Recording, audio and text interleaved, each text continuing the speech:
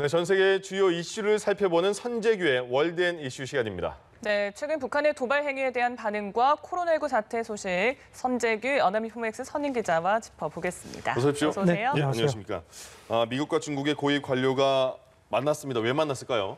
국무부에서도 만난 걸 확인을 했고요. 네. 비공개 회동인데 지금 아시다시피 미국하고 중국은 지금 계속 여러 가지가 지금 맞부딪히고 있죠. 예. 그래서 지금 분석은 이번에 만나서 무슨 합의를 한다기보다는 서로의 정치적인 필요에 의해서 상황 관리하는 것 같다는 얘기가 나오는데 사실 우리가 제일 궁금한 거는 이제 북한 문제를 그렇죠. 과연 얘기를 했을까 하는 건데 별로 들리는 얘기는 없습니다. 그런데 예. 이제 오늘 새벽에 데이비드 스트릴 미국 국무부 동아태 담당 차관보가 이제 기자들을 만난 모양입니다. 그런데 북한에 관해서 중국하고 협력할 수 있는 방안을 찾고 싶다 예. 이런 얘기를 하면서 지금 미국하고 중국은 사실 굉장히 긴장 관계다. 네. 그리고 무역 부분이 이런 거를 좀 돌파할 수 있는지 그런 걸 보여주는 시금석이라고 얘기를 했습니다. 네.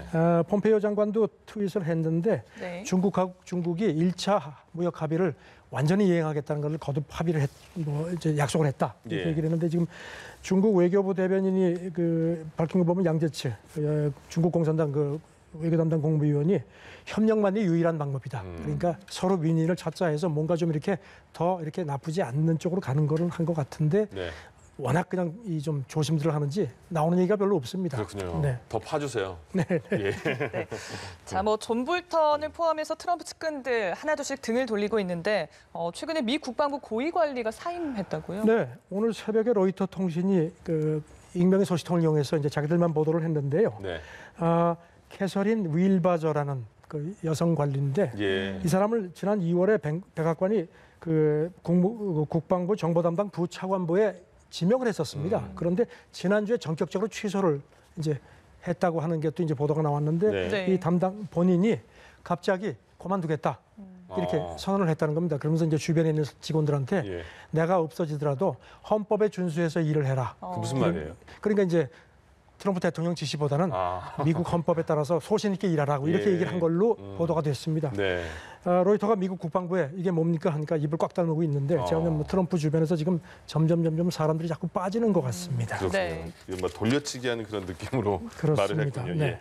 자, 그리고 이런 얘기도 있어요. 지금 코로나 때문에 미국 상황을 보면 미국의 일부 지역은 코로나 통제 불능으로 가고 있다 이런 얘기도 나왔어요. 네, 직전 미국 식품의약청 청장을 지낸 고트립 박사가 CNBC하고 회견을 했는데 미국 남쪽 서쪽의 확진자 증가세가 상당히 걱정이 된다. 네. 그러면서 애리조나를 비롯한 일부 지역이 이렇게 가면은 통제 불능 상태가 될 걸로 걱정이 되는데 아직도 한 2주까지 시간은 있다. 예. 그러면서 마스크 쓰기라든가 사회적 거리두기를 좀 제발 좀 지켜달라고 얘기를 했습니다. 이런 네. 가운데 미국 펜실베니아 대학 연구팀이 오늘 새벽에 전망한 거는 지금 상태면은 플로리다주가 다음번 진원지가 될 수 있다. 이렇게 또 경고를 했습니다. 심각하네요. 네. 예. 자, 이런 상황이면 이제 백신 개발 어느 정도 진행이 됐을까 궁금한데 WHO가 또 화상 회견을 했어요. 네.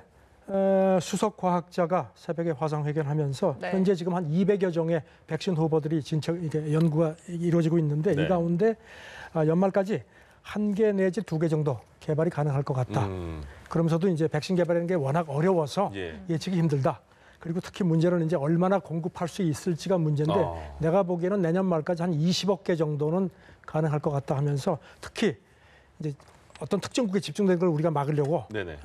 노력하고 있고 백신이 나오면은 의료진과 경찰 그다음에 이렇게 좀 건강에 취약한 사람들 이런 쪽에 우선 공급하는 쪽으로 가게 되지 않겠느냐 예. 이렇게 본다고 얘기를 했습니다. WHO 입장에서는 올해 안에 한두 개는 나온다 이런 말이네요. 그런데 이제 로이터 통신이 오늘 새벽에 보도한 걸 보면요, 예. 네. 유럽 연합이 미국 존슨앤존슨 여기도 지금 이제 여기서 백신 개발에 상당히 선두주자거든요. 그렇죠. 예.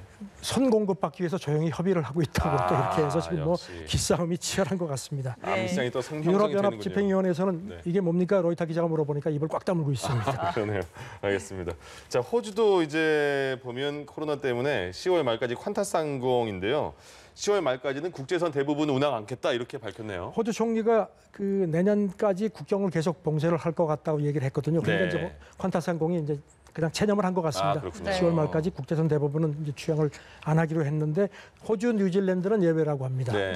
호주 관광장관도 일반적인 관광이 다시 시작되려면 한 내년이나 돼야 될 것 같다. 이렇게 얘기를 했습니다. 예, 예. 네. 반면 이제 베트남에선 한중일과 또 경제 교류 재개를 논의한다. 베트남 외교부 대변인이 지금 그 교류, 인적 교류 재개하기 위해서 협의를 하고 있다. 네. 그리고 지금 베트남 통신 보도를 보면은 코로나를 어느 정도 통제하고 있는 국가의 국제선 취향도 지금 다시 하는 방안을 고려하고 있다고 해서 사실 우리는 베트남하고 경제 교류가 많거든요. 그렇죠. 네. 그래서 그렇게 밝혔습니다. 그렇군요.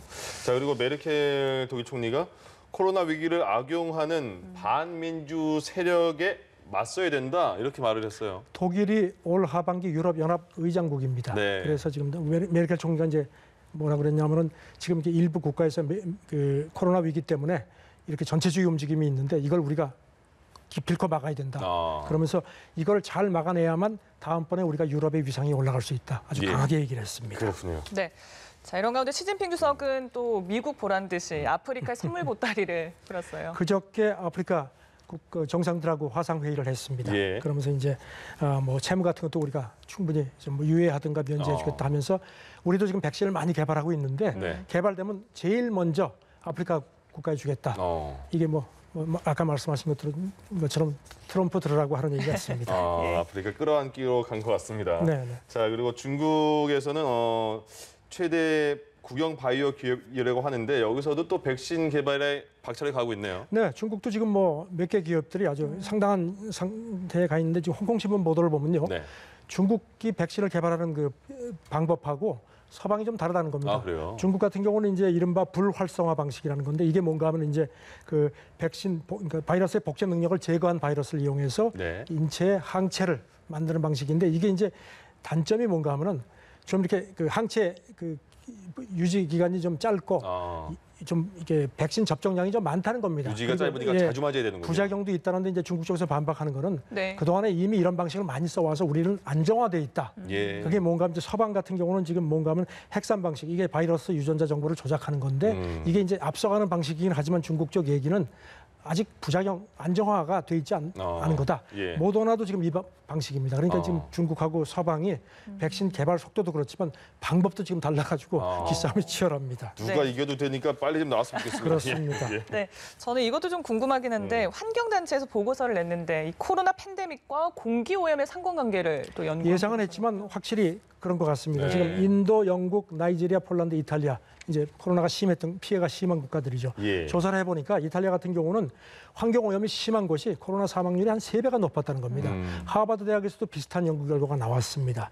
지금 북반구 국가 같은 경우는 3, 4월 가장 코로나가 심했을 때 셧다운이 많았거든요. 네. 그때 공기 오염이 한 3분의 1로 줄었다는 겁니다. 그래서 지금 이제 이 환경단체 얘기는 지금 이제 대대적인 부양 정책을 하는데 국가들이 기왕에 하는 김에 예. 이런 환경 개선 노력도 지금 경각심이 많이 올라가 있으니까 네네. 이걸 좀 포함시켜서 하자 하는데 지금 국제 회계 컨설팅사 KPMG가 조사를 해보니까 예. 여기 이제 우리나라도 조사 대학에 들어갔는데 네. 많은 사람들이 지금 대중교통이 무섭다, 자동차 갖고 싶다는 그 비율이 오히려 늘어났다는 겁니다. 예, 예. 사람들이 생각은 해도 또 이렇게 실제로 들어가면 조금 더 달라지는 것 같습니다. 대중교통 타기 위험하니까 나 차 사고 싶어. 뭐 이런 글쎄, 근데 것도 그게 꼭 그런 것 같지는 않습니다. 그런가요? 알겠습니다. 자, 그리고 이제 말씀하신 것처럼 이제 방콕 쪽이 많아지잖아요. 그래서 이제 주식시장에서도 집에서 계속 하루 만에 초단타 매매하는 그런 사람들이 되게 많이 늘었나 네, 봐요. 월가 애널리스트들 얘기인데요. 젊은 사람들이 이제 뭐 어디 가지도 못하고 네. 스포츠 경기도 못 보고 하니까 이제 주식 매매를 하는데 워낙 네. 젊으니까 이제 패기가 넘치니까 네. 막 샀다 팔았다 하는 거예요. 네. 초단타 매매를 하다 보니까 이제 네. 수익률도 올라가기도 하는데 위험하다는 거죠. 그렇죠. 지금 이제 한 사람 얘기는 지금 물이 빠지면 나중에 누가 수영복 입지 않고 나체로 수영하는지 알 수 있을 거라는 버핏 얘기 잘 생각해봐라. 예. 이렇게 경고를 했습니다. 이거는 꼭 조심하셔야겠네요. 그렇습니다. 알겠습니다. 네, 여기까지 하죠. 선재기 연합인포맥스 선임 기자와 오늘도 함께했습니다. 네, 고맙습니다. 고맙습니다. 네, 감사합니다.